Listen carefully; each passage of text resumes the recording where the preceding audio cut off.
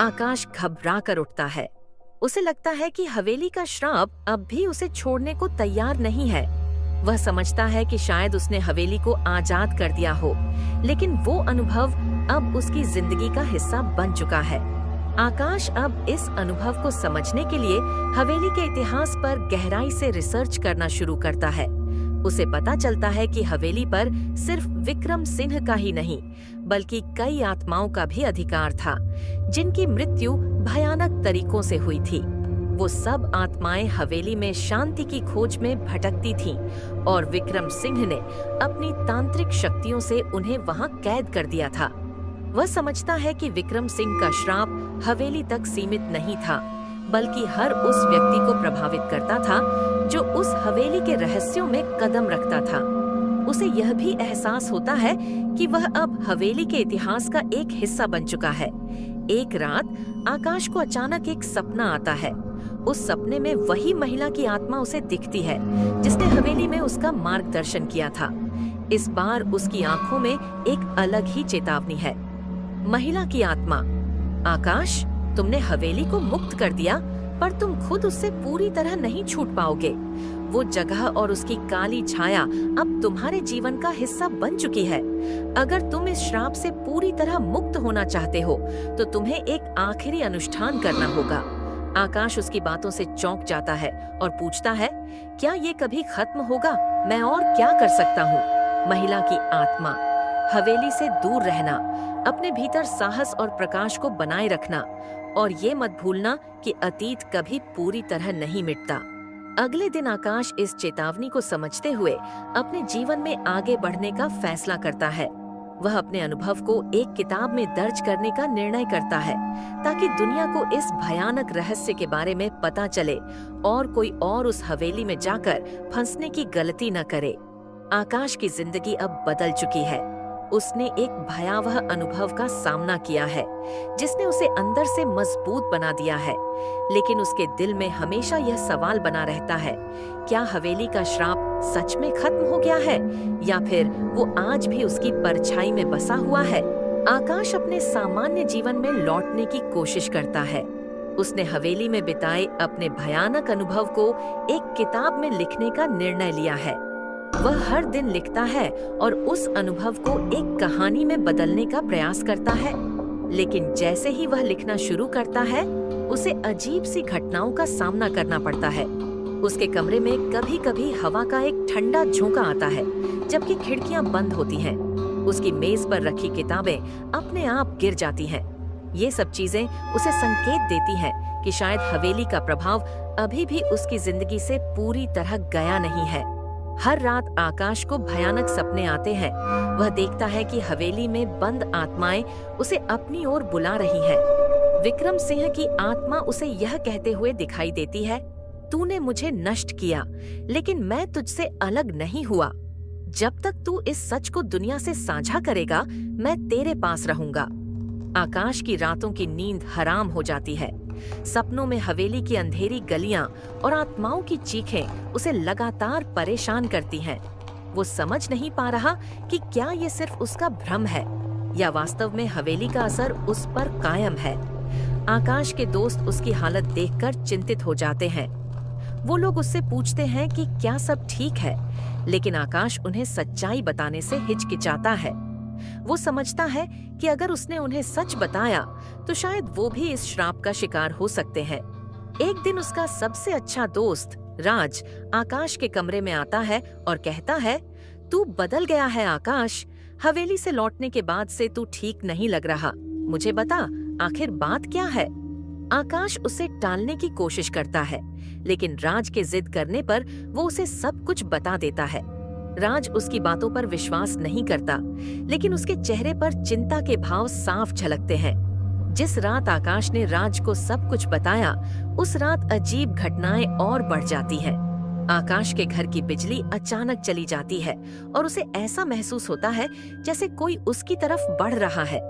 वह अपनी torch on करता है और अपने चारों ओर देखता है। उसे दरवाजे के पास एक परछाई दिखाई देती है, जो धीरे धीरे उसकी तरफ बढ़ रही है। उसकी धड़कनें तेज हो जाती हैं और डर के मारे वह अपने स्थान से हिल नहीं पाता। तभी वह परछाई उसके करीब आकर विक्रम सिंह की आवाज में कहती है, तू मुझसे भाग नहीं सकता, मैं तेरी आत्मा का हिस्सा बन गया हूँ। और अचानक सब कुछ गायब हो जाता है।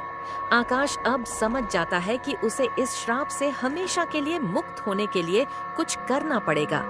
वह उसी किताब को फिर से पढ़ता है जिसमें हवेली के अभिशाप के बारे में लिखा था। उसे पता चलता है कि आत्माओं से पूरी तरह मुक्त होने का एक तरीका है।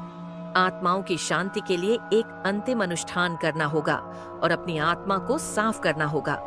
अनुष्ठान में उसे अपना अतीत माफ करना होगा, हवेली में अपने अनुभवों को छोड़ देना होगा और इन सब बातों को भुलाकर जीवन में आगे बढ़ना होगा।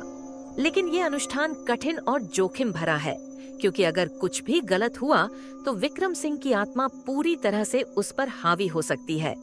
आकाश अनुष्ठान की तैयारी शुरू करता है।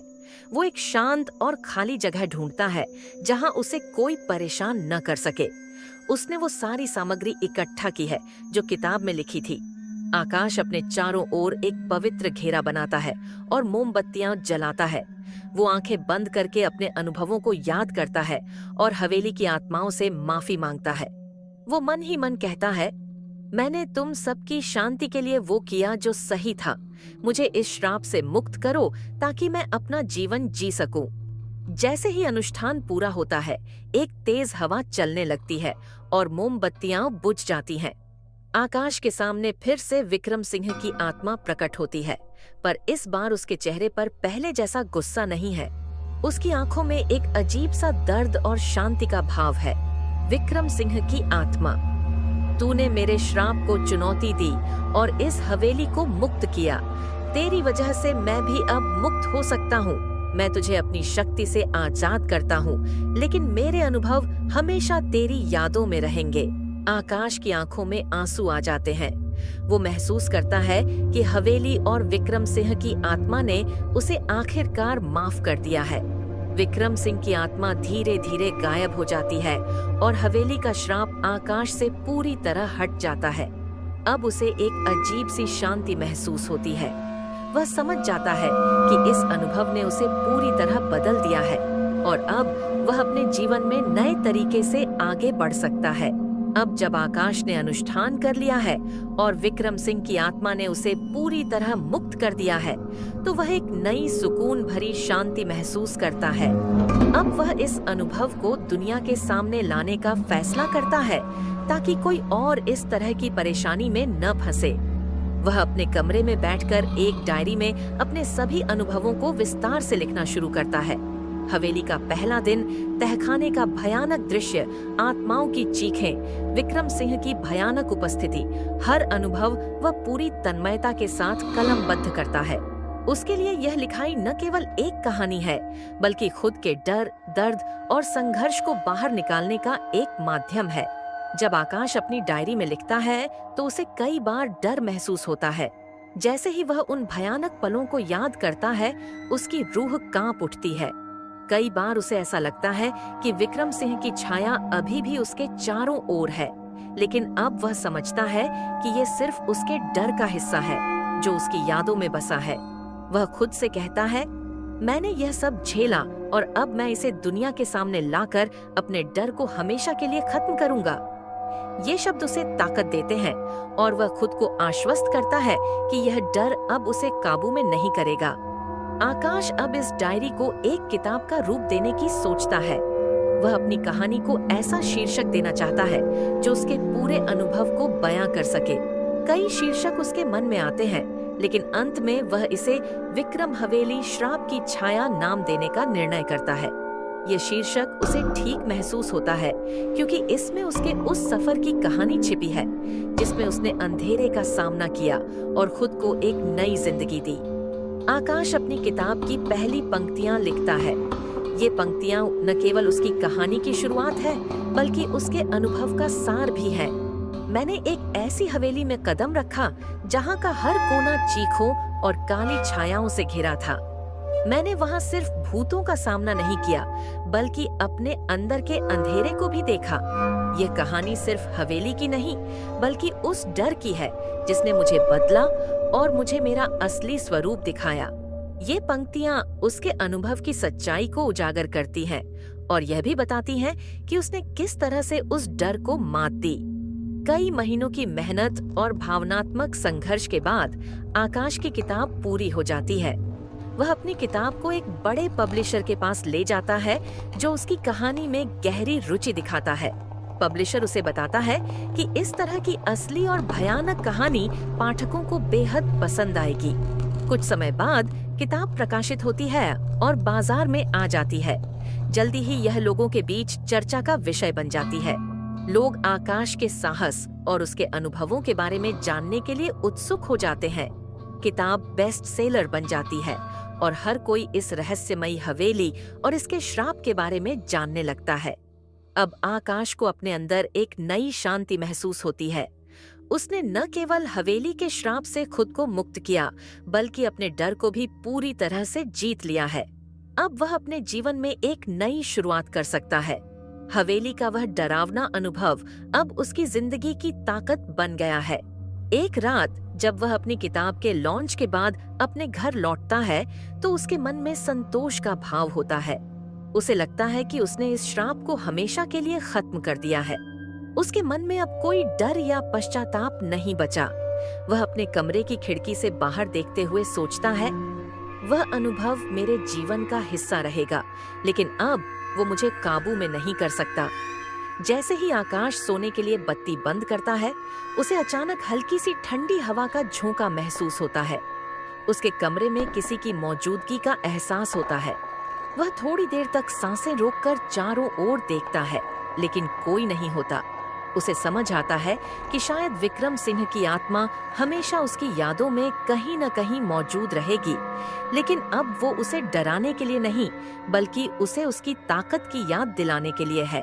आकाश मुस्कुराता है और अंततः अपने बिस्तर पर लेटकर चैन की नींद सो जाता है। अगर आप सभी को आगे का एपिसोड देखना है तो हमारे चैनल को सब्सक्राइब करना मत भूलना और कमेंट में अपनी राय जरूर से बताना